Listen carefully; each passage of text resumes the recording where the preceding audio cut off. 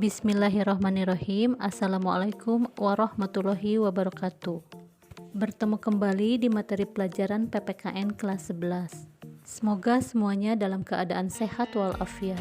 Pada video pertemuan kali ini, kita akan membahas kehidupan bernegara dalam konsep Negara Kesatuan Republik Indonesia. Mari kita simak videonya.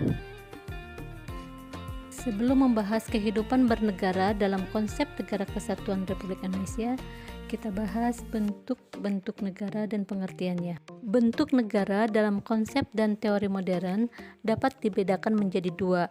Yang pertama, negara kesatuan atau unitarisme, dan yang kedua, negara serikat atau federalisme.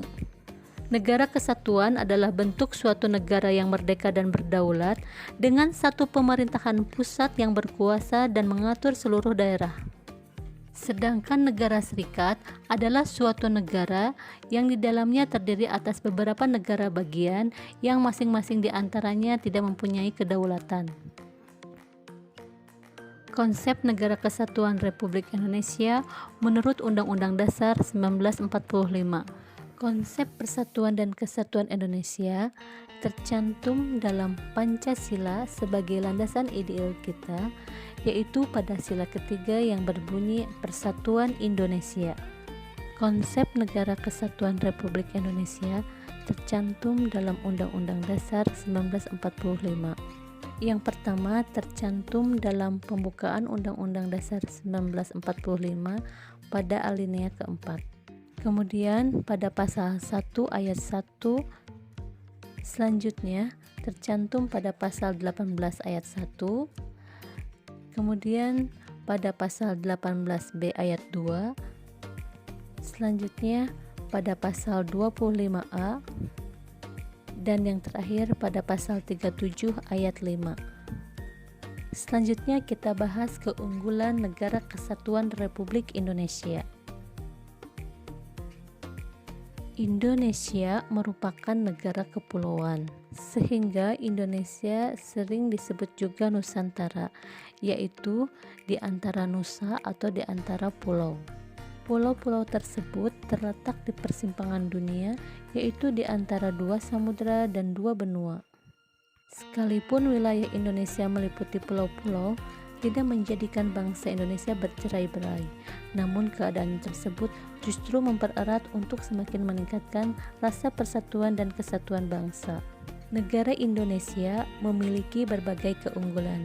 Di antaranya yang pertama, jumlah dan potensi penduduk yang cukup besar. Jumlah penduduk yang besar merupakan potensi yang tidak ternilai harganya dalam mengisi dan mempertahankan kemerdekaan, termasuk sebagai modal dasar dalam melaksanakan pembangunan dalam upaya mensejahterakan bangsa. Yang kedua, masyarakat multikultural. Memiliki keanekaragaman dalam berbagai aspek kehidupan sosial budaya seperti adat istiadat, bahasa, agama, kesenian, dan sebagainya. Yang ketiga, konsep wawasan Nusantara yang menyatukan wilayah Indonesia. Prinsipnya, kita tetap satu pandangan, yaitu memandang bangsa Indonesia sebagai satu kesatuan ideologi, politik, ekonomi, sosial budaya, dan pertahanan keamanan. Yang keempat, semangat Sumpah Pemuda, yaitu satu tanah air, satu bangsa, dan satu bahasa. Keunggulan selanjutnya yaitu memiliki tata krama dan keramah tamahan. Indonesia terkenal akan keramahan dan kesopanannya. Yang keenam, letak wilayahnya yang sangat strategis, yaitu berada pada posisi silang dunia sehingga Indonesia ramai dan mudah untuk dikunjungi dan disinggahi oleh bangsa-bangsa lain. Keunggulan selanjutnya adalah keindahan alam Indonesia yang tidak disangsikan lagi. Selanjutnya, Indonesia memiliki satu keajaiban dunia, yaitu Candi Borobudur. Yang terakhir, Indonesia memiliki tanah yang amat subur dan kaya akan sumber daya alam. Alhamdulillah, materi pelajaran kali ini telah selesai. Semoga bermanfaat. Wassalamualaikum warahmatullahi wabarakatuh.